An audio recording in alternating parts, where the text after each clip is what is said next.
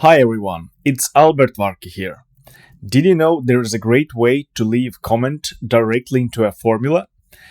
Not as a separate comment or note, but as a part of the formula itself? Here's how you can do it. In our example, you can do this by using the n function. After your calculation or formula, type plus n and type your comment within quotation marks. For instance, I can write plus n and then 10% is our best estimate for growth for 2025 as a comment.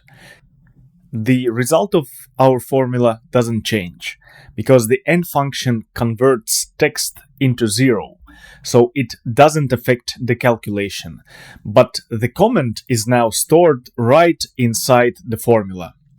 If you found this video useful, give it a thumbs up, subscribe, and I'll see you in the next video. Bye.